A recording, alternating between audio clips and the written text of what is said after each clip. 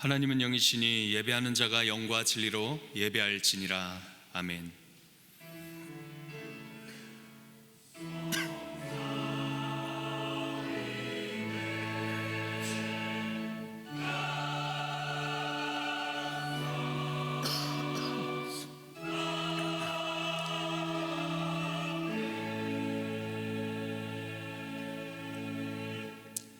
자기의 죄를 숨기는 자는 형통하지 못하나 죄를 자복하고 버리는 자는 불쌍히 여김을 받으리라. 사랑하는 성도 여러분, 우리 하나님께서 기뻐하시는 예배는 상한 마음과 통회하는 심령이라고 하셨습니다. 이 시간 성령께서 우리의 마음을 살피셔서 깨닫게 하여 주시는 우리의 죄와 허물을 진실한 마음으로 주님께 고백하고 함께 기도하는 시간 갖겠습니다. 기도하겠습니다. 하나님 감사합니다. 주님, 한 주간 동안 우리의 살았던 우리의 부족함과 연약함을 주님 아시오니 하나님, 죄악된 우리 삶에 하나님 찾아오셨습니다. 주 예수 그리스도의 보혈 십자가의 그 보혈을 기억하여 주시소서. 하나님, 우리 모든 연약함을 말겁게 씻어 주시옵소서. 하나님, 주님의 그 계신 뜻 가운데 하나님 아버지, 우리가 나아가길 소망합니다.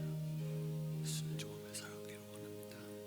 하나님, 매일매일 쓰러지는 우리의 모든 연약한 모습을 이렇게 시간대를 얻게 해주시고 하나님, 주님 앞에 늘 통하는 심정으로, 애통하는 심정으로 주님 앞에 우리의 죄악들을 다 내려놓고 나갑니다. 주여 받아주시고 용서하여 주옵소서. 만일 우리가 우리 죄를 자백하면 저는 미쁘시고 의로우사 우리 죄를 사하시며 모든 불의에서 우리를 깨끗하게 하실 것이요. 사랑하는 하나님, 감사합니다. 이 귀한 주일 우리 가운데 주님의 성전에 나오게 하시고 주님 앞에 예배하게 하심을 감사합니다. 지난 한 주간 동안 우리가 살아가면서 주님의 뜻대로 살아가지 못한 우리의 연약함과 모든 죄를 예수 그리스도의 보혈로 씻어주시고 우리 모든 허물을 용서하여 주옵소서. 하나님, 이 시간 주님 앞에 신령과 진정으로 예배하게 하여 주시고 주님 모든 영광 받아 주옵소서. 감사드리며 예수님의 이름으로 기도드립니다. 아멘. 전능하사 천지를 만드신 하나님 아버지를 내가 믿사오며 그 외아들 우리 주 예수 그리스도를 믿사오니 이는 성령으로 잉태하사 동정녀 마리아에게 나시고 본디오 빌라도에게 고난을 받으사 십자가에 못 박혀 죽으시고 장사한 지 사흘 만에 죽은 자 가운데서 다시 살아나시며 하늘에 오르사 전능하신 하나님 우편에 앉아 계시다가 저리로서 산자와 죽은 자를 심판하러 오시리라. 성령을 믿사오며 거룩한 공예와 성도가 서로 교통하는 것과 죄를 사하여 주시는 것과 몸이 다시 사는 것과 영원히 사는 것을 믿사옵나이다. 아멘. 내가 소리내어 여호와께 부르짖으며 내가 내 원통함을 그의 앞에 토로하며 내 영이 내 속에서 상할 때에도 주께서 내 길을 아셨나이다.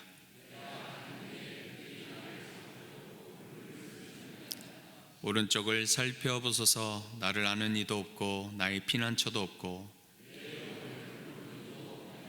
여호와여, 내가 주께 부르짖어 말하기를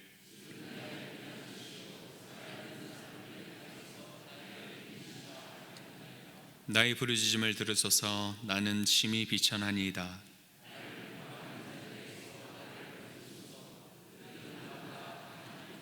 내 영혼을 옥에서 이끌어내사 주의 이름을 감사하게 하소서.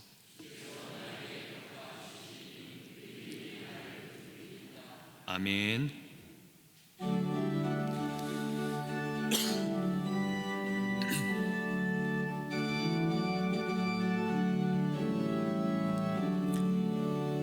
찬성으로 보답할 수 없는 그 사랑, 주님께 영광 할렐루야. 형제 자매 모두 함께 모여 찬송해.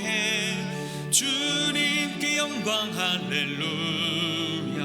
하나님의 자녀여 크게 찬송 부르며 밝고 거룩한 길로 기쁨으로 나아가 주의 보좌 앞으로 속히 들어가겠네. 주님께 영광 할렐루야.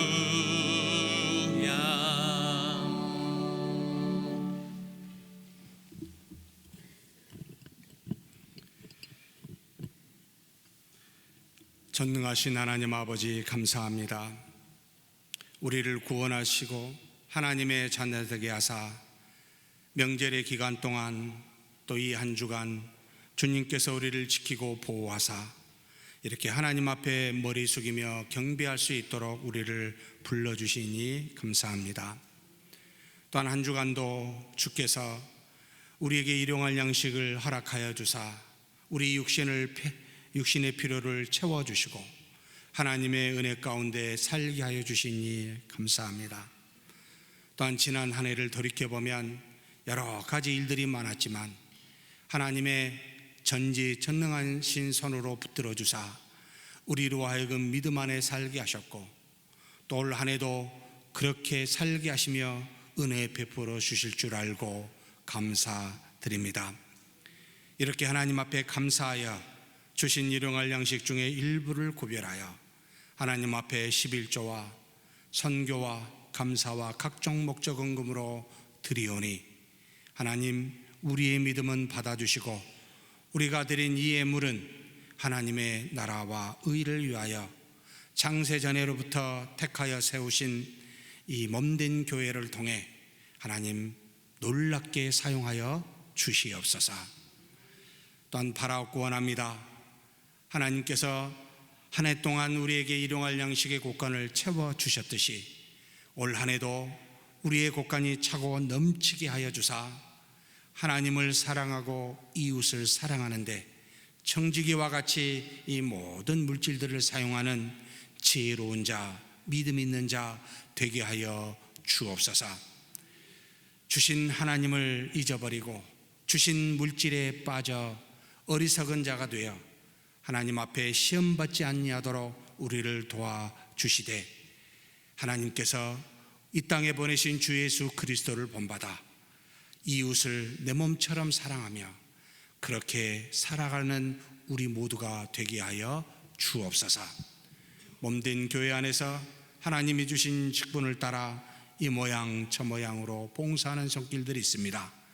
주께서 복에 복을 더하여 주사 봉사하기 전과 후의 차이가 무엇인지를 분명히 깨달아 알 수 있도록 하나님께서 복을 내려 주시되 하나님 받는 자보다 주는 자가 더 복되다는 사실을 경험케 하여 주시옵소서.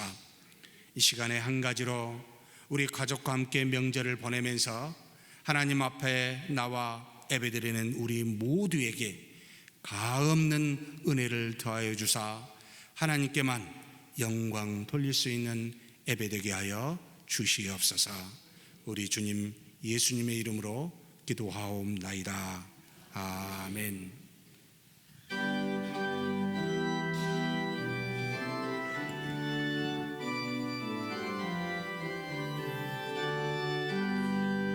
주의 영광 빛나니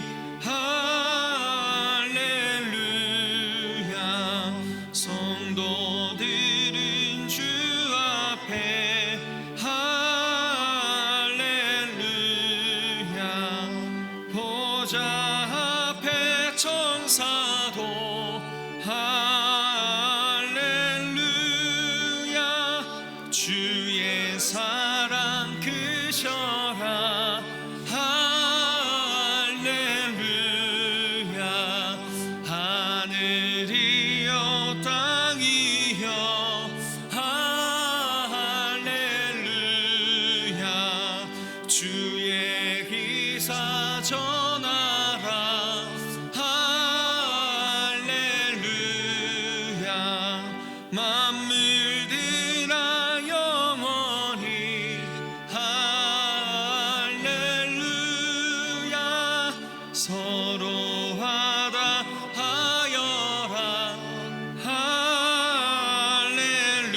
할렐루야. 주의 은혜 넘치니 할렐루야. 주의 섭리 놀라워 할렐루야. 주의 역사 크셔라 할렐루야. 주의 사랑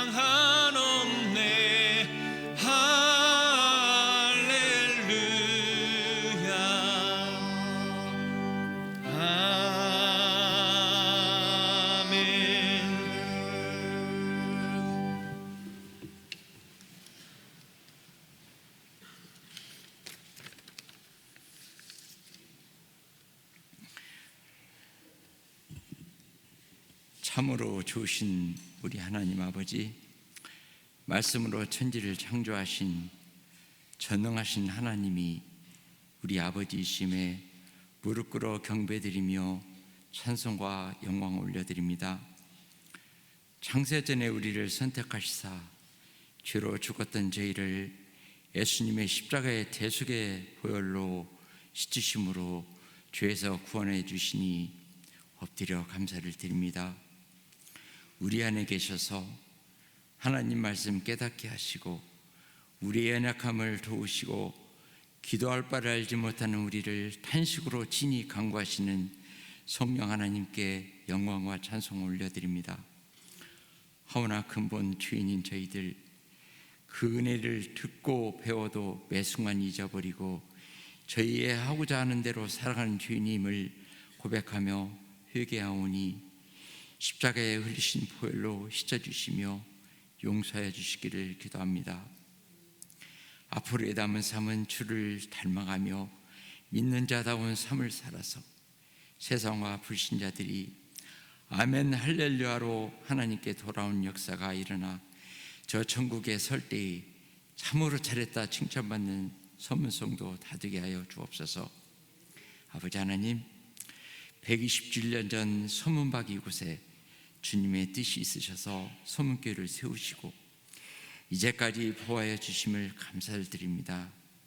이 교회가 전도와 구제와 봉사로 이 지역의 구원방주 역할을 다하게 하셔서 하나님을 영화롭게 하시었고 주님의 피로 사신 교회를 위하여 신교 요원으로 귀락교 교사로 안내자로서 개수실 주차요원으로 곳곳에서 은밀하고 겸손한 손길을 내밀어 봉사하는 손길들을 기억하사 합당한 하늘의 복으로 갚아주시기를 기도합니다.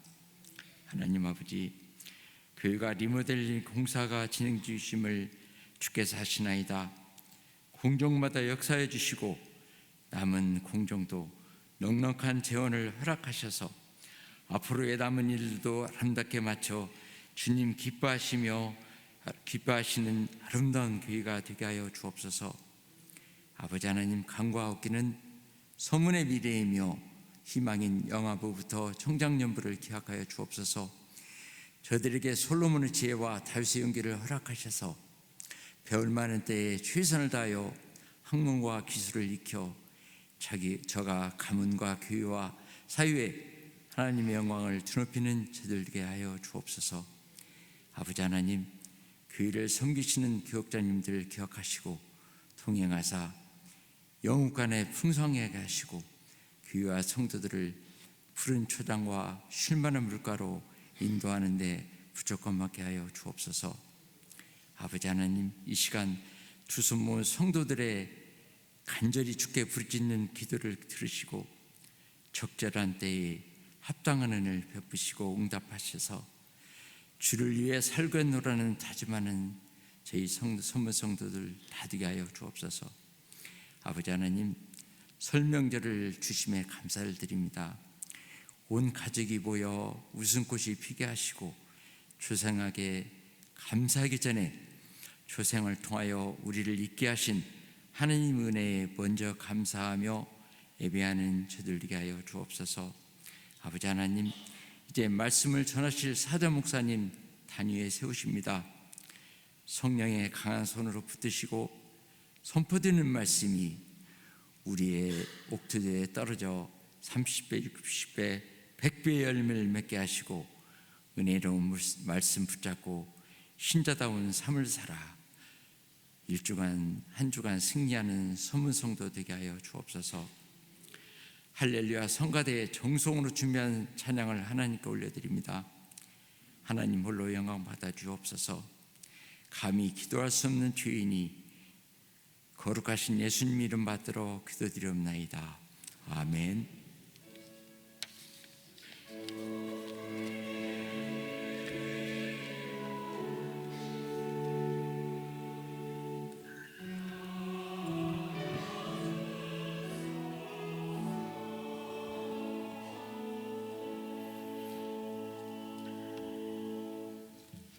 오늘 우리에게 주시는 하나님 말씀은 누가복음 2장 25절에서 39절까지 말씀입니다. 신약 90페이지에 있습니다. 제가 읽겠습니다. 예루살렘에 시몬이라 하는 사람이 있으니 이 사람은 의롭고 경건하여 이스라엘의 위로를 기다리는 자라. 성령이 그 위에 계시더라. 그가 주의 그리스도를 보기 전에는 죽지 아니하리라 하는 성령의 지시를 받았더니 성령의 감동으로 성전에 들어가매 마침 부모가 율법의 관례대로 행하고자 하여 그 아기 예수를 데리고 오는지라. 시므온이 아기를 안고 하나님을 찬송하여 이르되 주제여 이제는 말씀하신 대로 종을 평안히 놓아 주시는도다. 내 눈이 주의 구원을 보았사오니 이는 만민 앞에 예비하신 것이요 이방을 비추는 빛이요 주의 백성이 이스라엘의 영광이니이다 하니 그의 부모가 그에 대한 말들을 놀랍게 여기더라. 시므온이 그들에게 축복하고 그의 어머니 마리아에게 말하여 이르되 보라 이는 이스라엘 중에 많은 사람을 패하거나 흥하게 하며 비방을 받는 표적이 되기 위하여 세움을 받았고 또 칼이 내 마음을 찌르는 듯 하리니 이는 여러 사람의 마음의 생각을 드러내려 함이니라 하더라. 또 아셀지파 바누엘의 딸 안나라 하는 선지자가 있어 나이가 매우 많았더라. 그가 결혼한 후 7해 동안 남편과 함께 살다가 과부가 되고 84세가 되었더라. 이 사람이 성전을 떠나지 아니하고 주야로 금식하며 기도함으로 섬기더니 마침 이때에 나와서 하나님께 감사하고 예루살렘의 속량을 바라는 모든 사람에게 그에게 대하여 말하니라. 주의 율법을 따라 모든 일을 마치고 갈릴리로 돌아가 본 동네 나사렛에 이르니라. 아멘.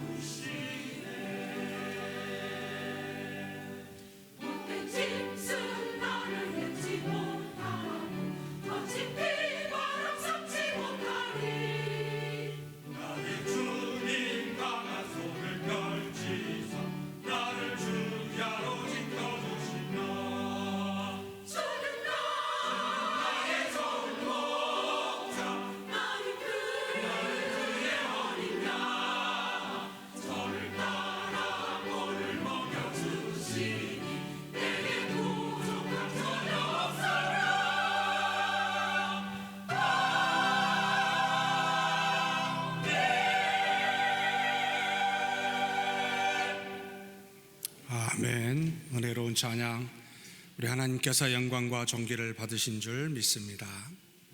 전능하신 하나님 아버지, 이 시간에 머리 숙여 영원한 하나님의 말씀을 경청합니다. 우리 안에 계신 성령께서 우리의 마음과 행함을 조명하여 주시고 그래서 말씀대로 말씀에 따라 주신 믿음대로 이 땅에서 믿고 생활하는 우리 모두가 되게 하여 주옵소서. 그 은혜가 우리 자신에게만 미치는 것이 아니라 우리가 사랑하는 가족들에게도 다 미칠 수 있도록 더 나아가 우리의 후손들에게 이르기까지 하나님의 은혜가 미칠 수 있도록 우리 하나님 역사하여 주시옵소서. 우리 주님 예수님의 이름으로 기도하옵나이다. 아멘. 지난주에 누가복음 2장 1절에서 7절 말씀을 가지고 함께 하나님의 은혜를 나누었습니다. 예수님의 탄생의 첫 부분에 나와 있는 누가가 기록한 본문의 말씀 가지고 한 세 가지 정도 함께 은혜를 나누었습니다. 로마의 황제 가이사 아구스토가 천하에 호적하라 라는 이 명령을 따라 이제는 로마의 관습이 아닌 유대의 관습으로 말미암아 요셉과 마리아가 자기가 살았던 동네인 갈릴리 나사렛에서 170km 정도 떨어져 있는 베들레헴까지 오게 되었습니다. 청혼한 배부른 산달이 거의 해산할 날이 가까운 마리아가 왜 따라왔을까? 하나님이 정한 율법에 따라 정결의식을 위하여 이왕 간 김에 같이 가서 이 모든 것을 해야 되겠다가 온 이 모든 것은 곧 예수님을 탄생케 하는 이 모든 것은 사회 세상의 역사도 유대의 관습도 하나님이 주신 율법도 전부 다 사용하시는 놀라운 하나님의 역사임을 우리로 누가는 간단하게 썼습니다만 그렇게 가르쳐 주십니다.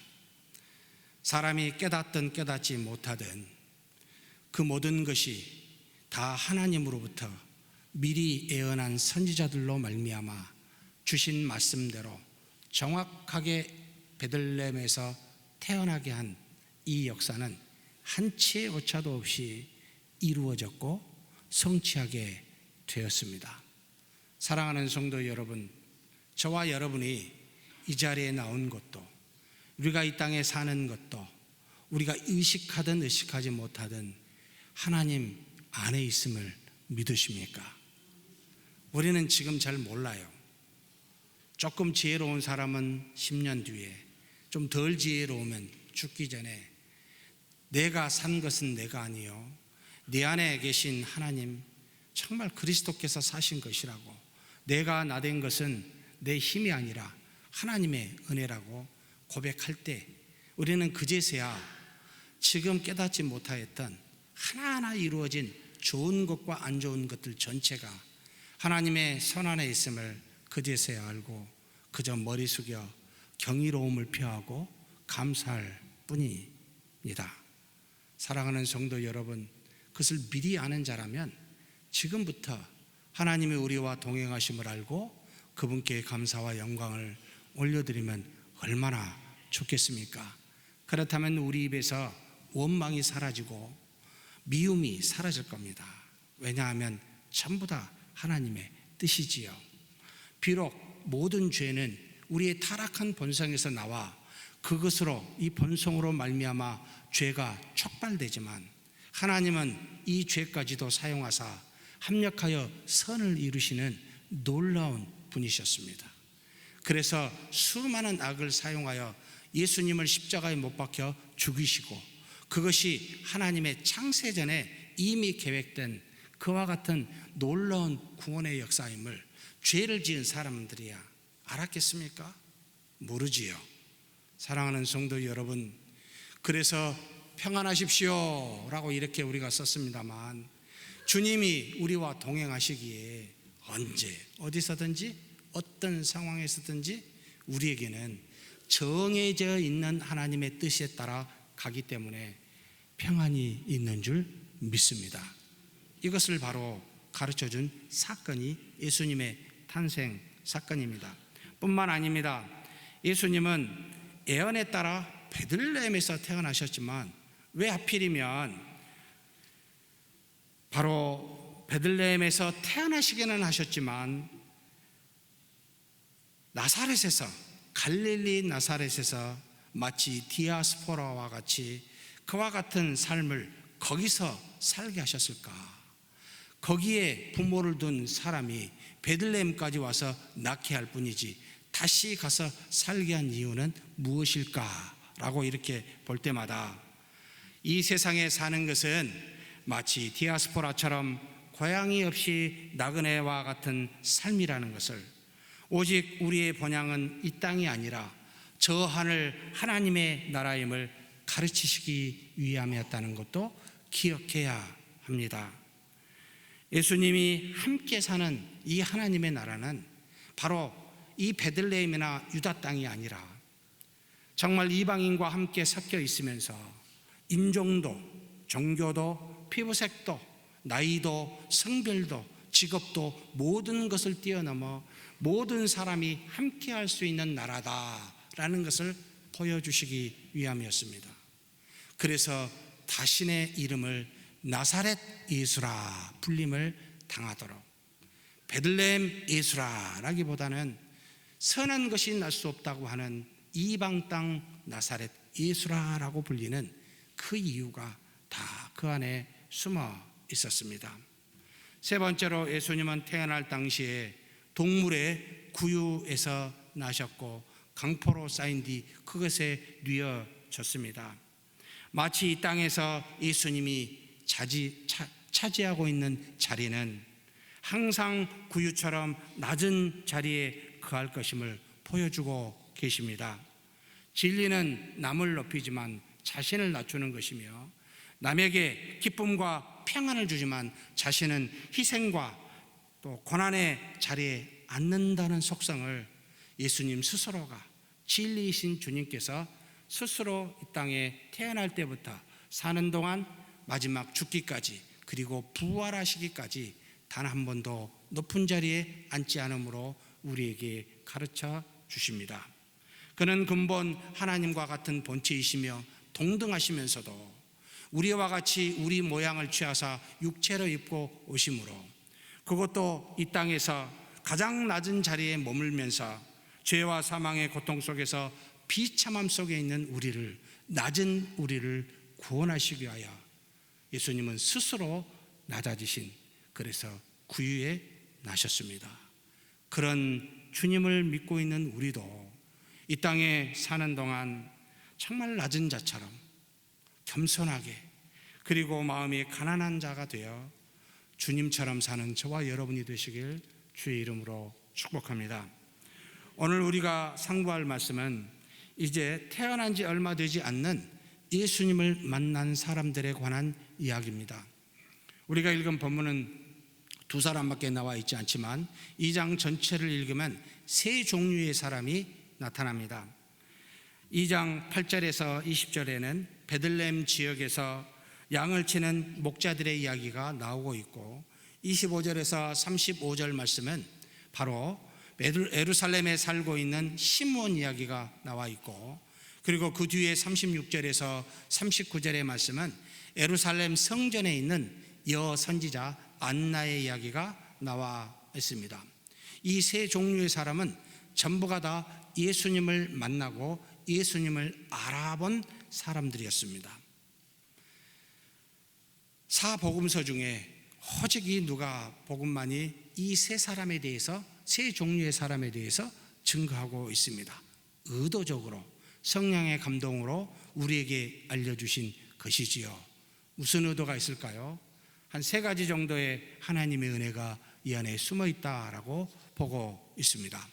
먼저 예수님을 만나서 예수님을 알아본 세 종류의 사람은 연령이나 성별이나 직업이나 주거지 등에 있어서 전혀 어떤 공통점도 찾아볼 수 없을 만큼 다양한 종류의 사람이었습니다.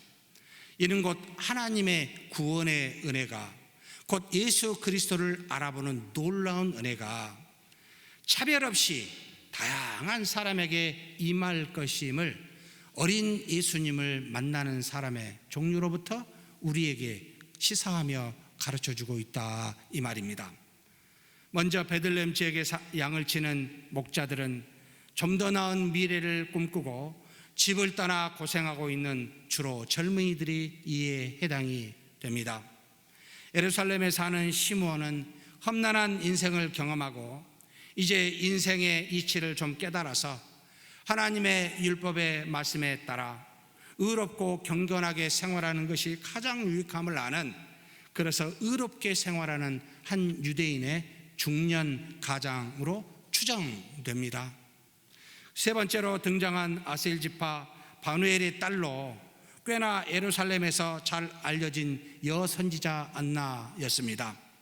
그녀는 결혼한 후에 7년 동안 남편과 살다가 어떻게 되어서 과부가 된지 모르지만 어찌되었든 7년 뒤부터 평생의 과부가 된 뒤에 지금 나이가 84세 될 때까지 그렇게 나이든 노인이 되었습니다.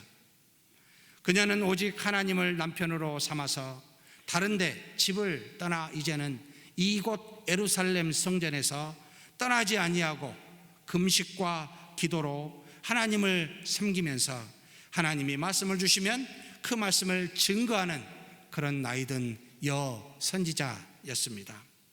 이들은 나이도 거주지도 성별도 성격도 모두가 다 다른, 그럼에도 불구하고 예수님을 만나서 예수님을 알아본 사람들이 되었습니다. 이 땅에 오신 하나님의 아들 예수님을 알아본 사람들은 이처럼 차별 없이 다양한 사람들이라는 것을 하나님은 우리에게 가르쳐주고 계십니다. 이는 하나님의 구원의 은혜가 특정한 민족과 특정한 피부색이나 특정한 지역이나 직업이나 어떤 성에게만 임하는 것이 아니라 천하 만민 누구에게든지 모두에게 임할 것임을 말하고 있다, 이 말입니다. 이 말은 천하 만민이 다 구원받는다는 뜻은 아닙니다. 천하 만민에게 복음이 다 증거는 되지만 천하 만민 중에 차별 없이 택한 자에게 구원이 임한다라는 그런 뜻을 내포하고 있습니다. 그래서 예수님이 마가복음 16장 15절에 다음과 같이 증거하고 있습니다. 또 이르시되 너희는 온 천하에 다니며 만민에게 복음을 전파하라. 복음 전파는 누구에게든지 가리지 아니하고 전부 다에게 전파되어져야만 합니다. 그런데 로마서에 바울이 데살로니가서에 다음과 같이 말씀하고 있습니다. 데살로니가후서 2장 13절 같이 한번 봉독하시겠습니다. 주께서 사랑하시는 형제들아, 우리가 항상 너희에 관하여 마땅히 하나님께 감사할 것은 하나님이 처음부터 너희를 택하사 성령의 거룩하게 하심과 진리를 믿음으로 구원을 받게 하심이니. 사랑하는 성도 여러분, 만인 구원설을 외치지 않습니다. 우리는 천하 만민 중에 하나님이 택한 자가 구원됐다고 이야기합니다. 에베소서나 로마서나 여기 읽은 데살로니가후서에 바울은 수없이 증거합니다. 하나님이 택한 자에게 천하 만민을 가리지 아니하고 그들이 구원을 받을 것이라고. 그런데 세상은 출신 성분에 따라 사람을 구별하여 차별합니다.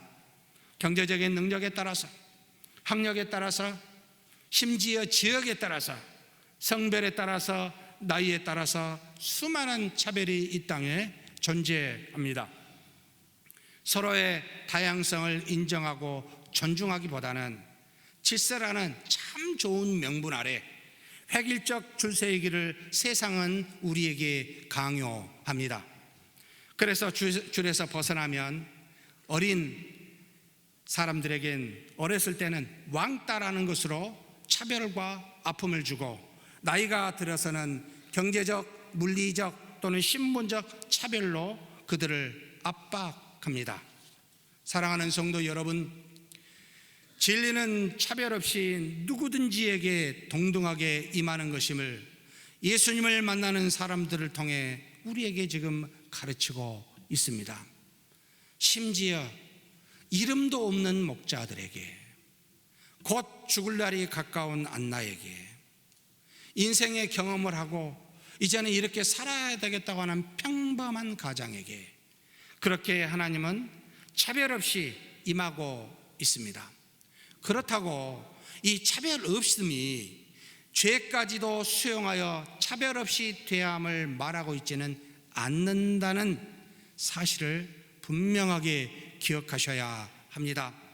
죄는 모양이라도 버릴 만큼 죄와 거짓에는 작은 것이라도 용납지 아니하는 민감하게 대한다는 것을 주님도 진리도 성경도 우리에게 가르쳐주고 있습니다.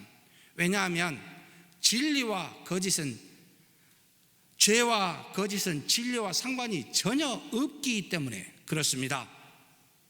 그래서 차별금지법이라고 하는 현재 있는 이와 같은 법에 동성애는 성적 취향 중에 하나이기에 차별해서는 안 되기에 그것을 죄로 말하거나 죄라고 가르쳐서도 안 된다, 이것이 차별이다라고 말하고 있습니다. 이게 맞겠습니까? 그렇다면 우리는 누구든지 동성애를 죄라고 말하지 못하게 된다면, 사랑하는 성도 여러분, 누드족이 길거리를 활보하면서 이게 내 성적 취향이야, 무엇으로 막을 수 있습니까? 마약을 하는 사람들이 내가 누구에게 해를 주는 게 아니고 내 하나의 취미 생활이야 라고 말하면 무엇으로 막겠습니까?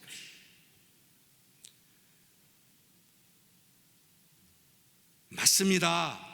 우리는 누구든지 경제적, 물리적, 신분적 차별을 해서는 아니 됩니다. 심지어 동성애자도, 심지어 성전환 수술을 한 사람도 어떤 차별을 가지고 대해서는 아니 됩니다. 그런데 사랑하는 성도 여러분, 죄가 무엇인지에 대해서는 동성애는 죄입니다 라는 것은 도덕적으로 이야기할 수 있어야 되는 것이 맞지 않습니까? 여기까지 법적으로 도덕의 영역까지 말하게 된다면, 가르침의 영역에까지, 성경의 영역에까지 말하게 된다면 이것이 국가가 할 일이요 법이 할 일이겠습니까? 아니지요. 법은 남에게 해를 가하여 물리적, 신분적, 그리고 경제적 해를 가했을 때 차별치 않도록 막는 겁니다. 자녀에게 도덕에 대해서, 죄에 대해서, 의에 대해서 가르치는 것이 차별이라고 말하게 된다면 과연 우리는 우리 자녀들에게, 사랑하는 가족들에게 무엇이 옳고 그른지를 말할 수 있겠습니까? 정말 한참 잘못 나가는 거죠, 세상이요. 사랑하는 성도 여러분, 그리스도께서 죄인은 차별 없이 사랑하셨지만 죄는 조금 더 용납하지 않았던 것을 기억하십시다.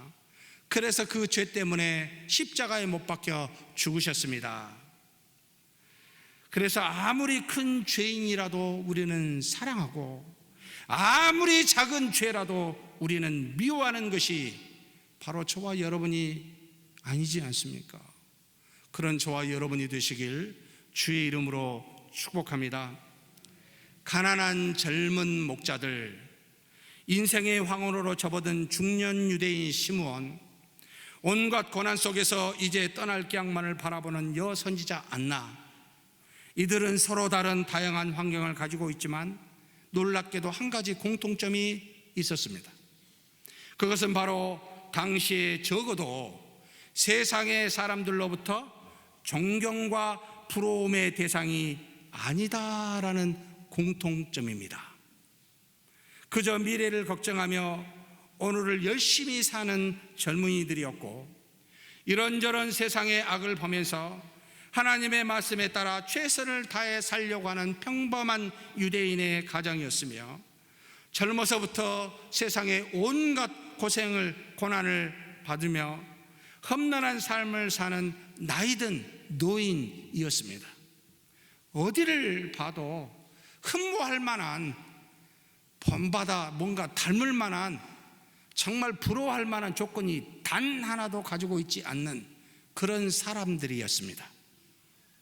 그들 모두는 세상에서 주님 보시기에 다 낮은 곳에 있는 공통된 점을 가지고 있다, 이 말입니다. 그래서 예수님이 오시기 전에 예수님에 대해서 700년 전에 증거했었던, 지금으로부터 2700년 전에 증거했던 이사야가 61장에 다음과 같은 말씀을 하십니다.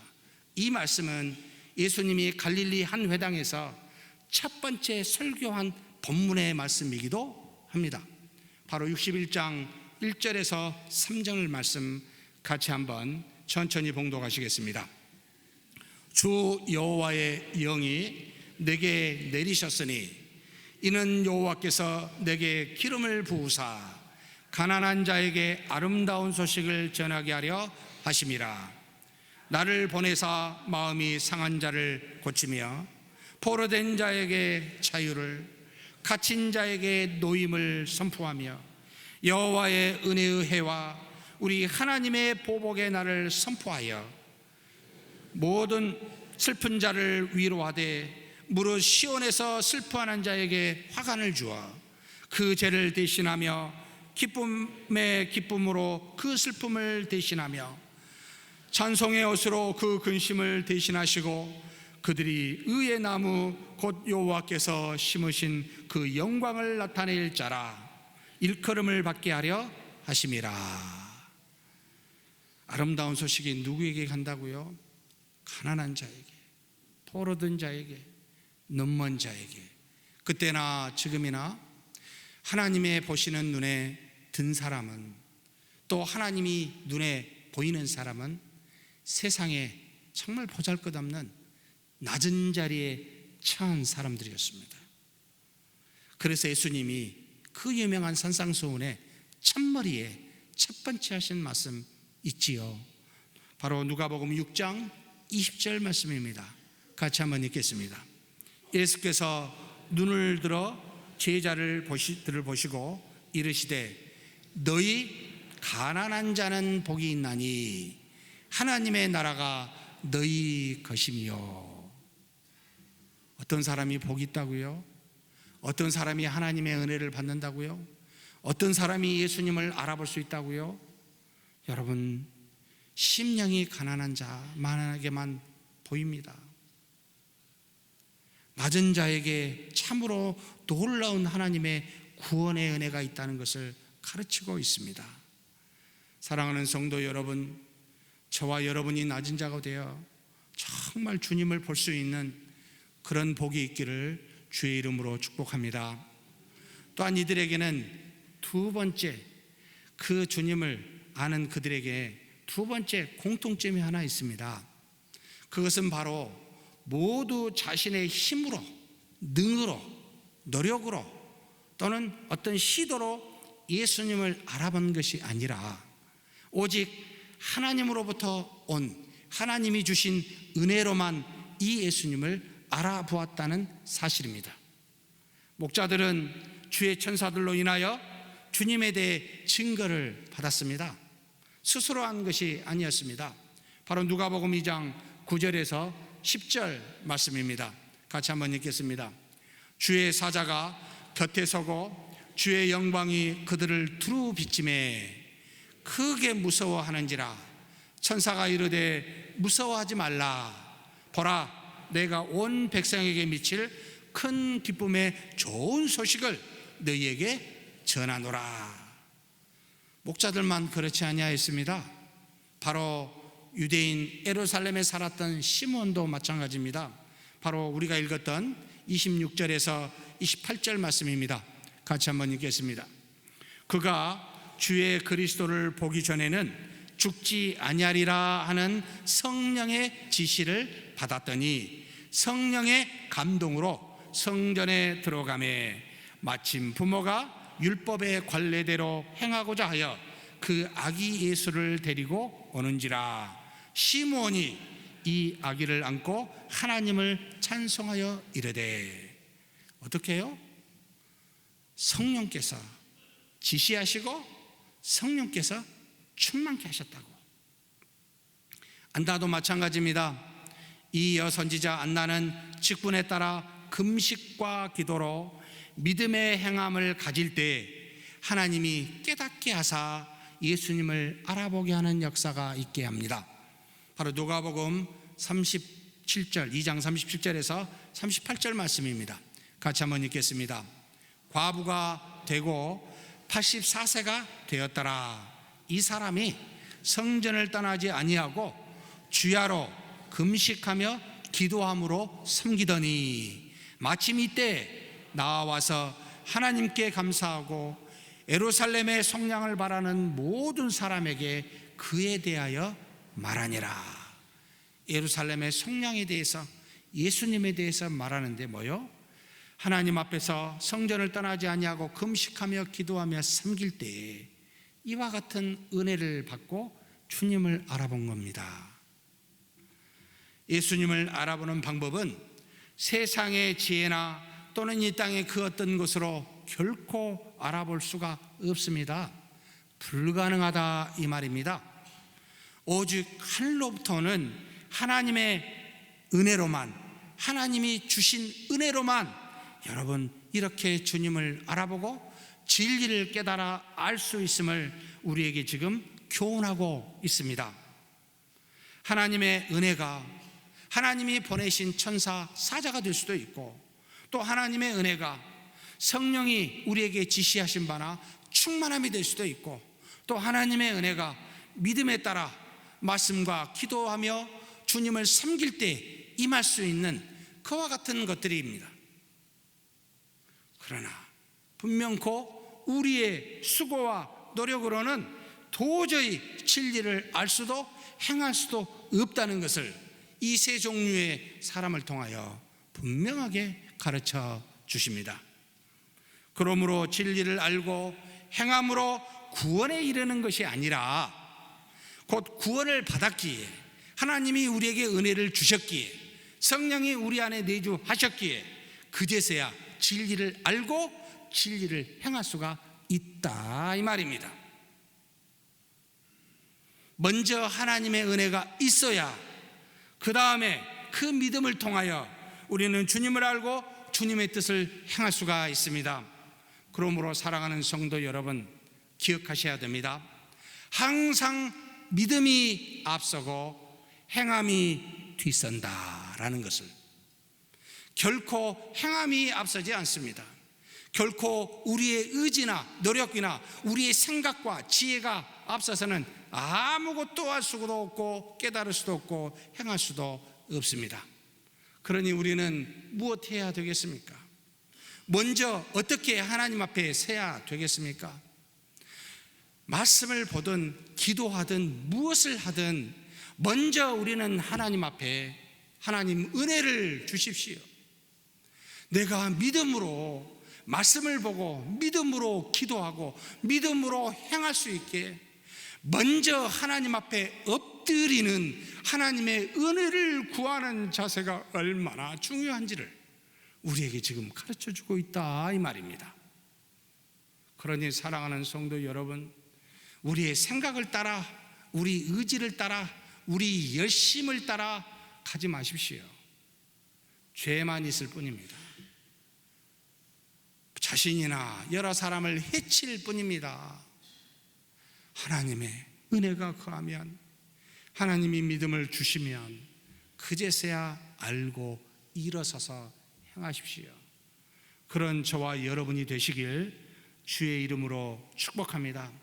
우리 하나님은 만물 위에도 계십니다. 만물 안에도 계십니다.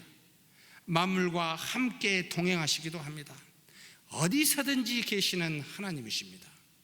그 하나님이 아무 말씀 안 하시고 침묵하시며 바라만 보시겠습니까? 결코 그렇지 않습니다. 저와 여러분이 입술을 열고 눈을 뜬다면, 믿음의 입술과 믿음의 눈만 뜬다면 얼마든지 들을 수 있고 얼마든지 볼 수가 있습니다. 이것이 하나님의 은혜라는 것을 가르쳐주고 있는 이 세 사람. 그러므로 진리를 행할 때마다 누가 한 것입니까? 그래, 이것은 믿음을 통해 하나님이 하시는 거구나. 누구도 그래서 주님 앞에 자랑할 육체가 없다 이 말입니다. 그래서 여러분, 하나님의 은혜가 없는 사람의 특징이 뭐겠습니까? 하나님이 아닌 자신을 드러냅니다. 우리는 말하지 않아도 저 사람이 하나님의 은혜가 있고 하나님의 은혜가 없다는 것을 금방 알 수가 있습니다. 왜냐하면 하나님은 반드시 먼저 은혜를 주시고 믿음을 통하여 일하시기 때문에 그렇습니다. 세상에서 높은 자보다 낮은 자가 이 땅에서 복되지만, 그러나 더 복된 사람은 낮은 자 중에 하나님의 은혜가 있는 자가 복되다는 것을 알고, 저와 여러분이 낮은 자일 뿐만 아니라 하나님의 은혜를 받는 그런 저와 여러분이 되시길 주의 이름으로 축복합니다. 마지막으로 예수님을 만난 이 세 종류의 사람들은 한결같이 또한 공통적으로 예수님에 대해서 증거하고 있다라는 사실입니다. 목자들은 천사들에게 들은 이야기를 있는 그대로 이 예수님의 부모님인 요셉과 마리아에게 전합니다. 바로 11절과 17절 18절이 나와 있습니다. 오늘 다윗의 동네에 너희를 위하여 구주가 나섰으니 곧 그리스도 주시니라 라고 천사들이 이 목자들을 둘러서서 천군 천사가 이 이야기를 가르치고 이 이야기를 증거할 때 그들은 가만히 있지 아니하였습니다. 아우 감사하다, 끝난 것이 아니라 바로 그 즉시 베들레헴으로 달려가 말 구유에 누인 예수를 보고 바로 부모님께 다음과 같이 증거합니다. 바로 17절 18절이지요.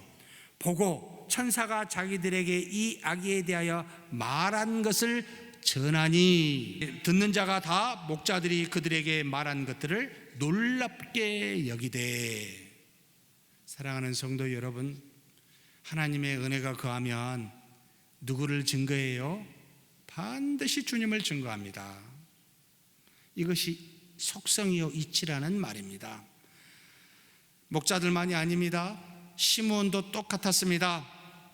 바로 누가복음 2장 28절에서 32절 성령으로 말미암아 들은 이야기입니다. 같이 한번 읽겠습니다. 시므온이 아기를 안고 하나님을 찬송하여 이르되, 주제여 이제는 말씀하신 대로 종을 평안히 놓아 주시는도다. 내 눈이 주의 구원을 보았사오니 이는 만민 앞에 예비하신 것이요 이방을 비추는 빛이요 주의 백성 이스라엘의 영광이니이다 하니. 주는 뭐라고요? 구원이라는 겁니다. 구원을 보았다는 겁니다. 만민 앞에 예비한 것으로서 이방의 빛이며 백성의 영광이시라고 이 시므온은 성령의 충만함을 받고 그렇게 그리스도를 증거하고 있습니다. 선지자 안나도 마찬가지입니다. 똑같습니다. 바로 38절에 다음과 같이 증거합니다. 같이 읽겠습니다. 마침 이때에 나와서 하나님께 감사하고 예루살렘의 속량을 바라는 모든 사람에게 그에 대하여 말하니라. 사랑하는 성도 여러분, 하나님은 은혜 받은 자에게 예수님이 누구시며, 그래서 그분을 반드시 깨달아 믿게 하는 것이 첫 번째 은혜요.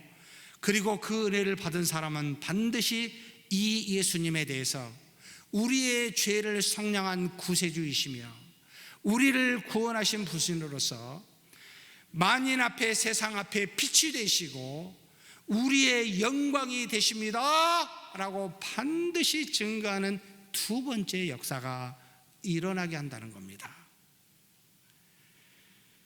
그래서 하나님의 은혜는 은혜 받은 자를 가만히 그 은혜를 안에 두도록 내버려 두지 아니하시고, 마치 그 배에서 물이 차고 넘치면 흘러나가듯이, 생수의 강이 넘쳐 흘러나가듯이 주변으로 그 성령에 대해서, 흘러 넘쳐가는 은혜인 그리스도에 대해서 반드시 증거하게끔 하시는 속성을 갖고 있습니다. 사랑하는 성도 여러분, 은혜가 있으신가요? 있는지 없는지를 무엇으로 그러면 알 수 있을까요? 지금 내가 말과 행함으로 그리스도를 나의 구주로 증거하며 진리를 알고 행하고 있는지를 보시면, 아, 내가 은혜가 있구나. 없으면 내가 지금 은혜를 까먹었구나, 잠깐 내가 가두어서 이걸 전혀 행하고 있지 않구나 생각하시기 바랍니다. 그래서 우리 모두에게 하나님은 은혜를 주심으로 예수 그리스도를 땅끝까지 증거케 하는 놀라운 역사를 하나님 자신이 우리 안에서 주동하심으로 이루어 가십니다. 그래서 바울은 놀랍게 로마서 10장 10절에 믿는 우리에 대해서 우리의 정체성이 어떠한지를 가장 정확하게 표현하고 있습니다. 같이 읽겠습니다. 사람이 마음으로 믿어 의에 이르고 입으로 시인하여 구원에 이르느니라. 이번 단지 법을만 말한 게 아닙니다. 우리 모든 행함이 들어가 있지요. 마음으로 믿는 이 믿음이 밖으로 흘러 넘쳐나게 되어 있다, 이 말입니다.